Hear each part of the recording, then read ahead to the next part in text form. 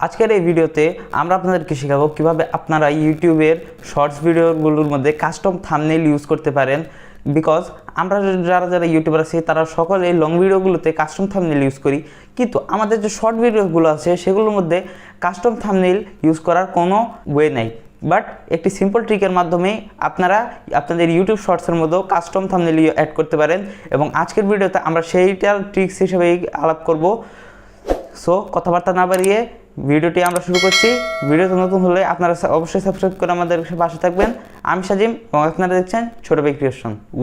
আমরা ইউটিউবে যদিও কাস্টমলি থাম্বনেলগুলো অ্যাড না করতে পারি, তবুও ইউটিউবের নতুন আপডেটের কারণে আমরা ইউটিউবের মধ্যে গিয়ে যে আমাদের ভিডিও আছে সেটির একটি ফ্রেমকে থাম্বনেল হিসেবে আমরা ইউজ করতে পারি। সো সেই টেকনিকের মাধ্যমে আজকে আমরা আমাদের ইউটিউব চ্যানেলের এই শর্ট ভিডিওর মধ্যে একটি কাস্টম থাম্বনেল অ্যাড করব এবং এই কাস্টম থাম্বনেলের মাধ্যমে একটি ভিডিও আপলোড করব। সো আমরা চলে যাচ্ছি আমাদের ফোন স্ক্রিনে। তো গাইজ, আমরা চলে আসলাম আমাদের ফোন স্ক্রিনে। এখন এখান থেকে আমরা সর্বপ্রথমে আমাদের যে থাম্বনেলটি আছে সেটি ক্রিয়েট করে নিয়েছি এবং একটি সিম্পলি আমরা সেভ করে নেব। সেভ হয়ে যাওয়ার পরে আমরা চলে যাব আমাদের এডিটিং অ্যাপে, যেটার মধ্যে আমরা আমাদের ইউটিউব শর্টসটি এডিট করছি।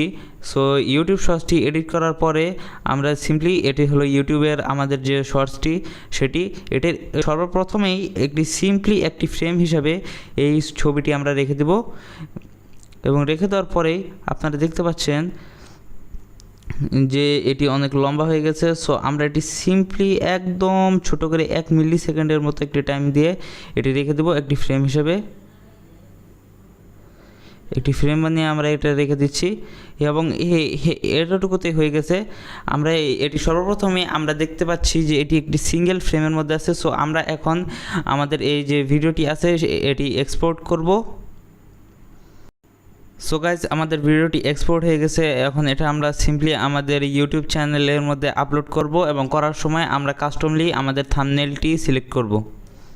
গাইজ, আমরা চলে এসেছি আমাদের ইউটিউব চ্যানেলে এবং এখান থেকে আমরা সিম্পলি জাস্ট একটি শর্ট ভিডিও আপলোড করব এবং এই যে আমাদের শর্টটা আনছি।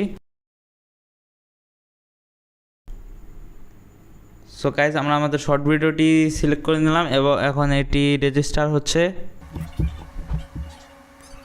এখন আমরা সিম্পলি এখান থেকে চলে যাব আমাদের ইউটিউবের যে থাম্বনেলটি সিলেক্ট করব, একদম উপরের দিকে লেফট কর্নারের মধ্যে আপনারা দেখতে পাচ্ছেন একটি পেনের লোগো, এটার মধ্যে আপনারা ক্লিক করবেন।